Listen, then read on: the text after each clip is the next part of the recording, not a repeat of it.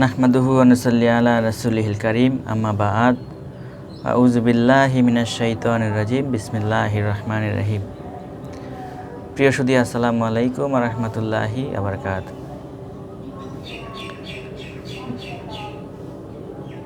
মহান প্রভু আল্লাহ তাআলা পৃথিবীতে বহু নবী রাসূল প্রেরণ করেছেন। তবে যত নবী রাসূলই দুনিয়াতে এসেছে তারা সবাই ছিলেন পুরুষ। এই মর্যাদা আল্লাহ তাআলা নারীদের দেননি, তাই বলে নারীদের অবহেলা করার কোনো অবকাশ নেই।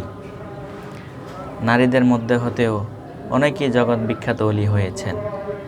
তেমনি এক মহিয়সী নারী হযরত রাবেয়া বসরি রাহমাতুল্লাহ আলাইহি।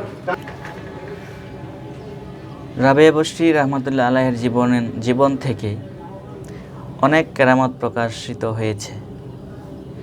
এরকম অলৌকিক কর্মকাণ্ডের সংখ্যাও কম নয়।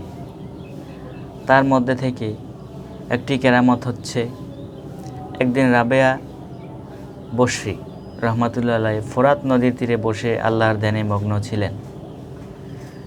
এমনি সময় তৎকালীন শ্রেষ্ঠ সাধক হযরত হাসান বসরি রাহমাতুল্লাহ আলাইহি সেখানে হাজির হলেন। তিনি তার জায়নামাজখানি পানিতে বিছিয়ে দিলেন এবং রাবেয়াকে ডেকে বললেন, এসো রাবেয়া, আমরা দাঁড়িয়ে 2 রাকাত নামাজ আদায় করি। এখানে হাসান বসরির ইচ্ছে ছিল রাবেয়া তার আসনখানি ডুবে যাওয়া হতে রক্ষা করতে পারে কি না। রাবেয়া কিছুক্ষণ চুপ থেকে তার জায়নামাজটিকে শূন্য লোকে উড়িয়ে দিলেন এবং রাবেয়া নিজে উড়ে সেখানে বসে বললেন, জনাব,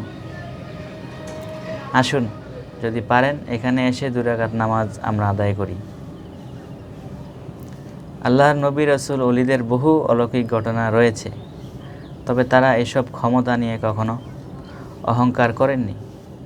তারা ইচ্ছাকৃতভাবে কখনো তা প্রকাশ করেননি, বরং তা আপনা আপনি প্রকাশিত হয়ে যেত। এত কামেল হয়েও হযরত রাবেয়াকে অনেক সময়ই ছিন্ন বসনে দেখা যেত। এই মহিয়সী নারী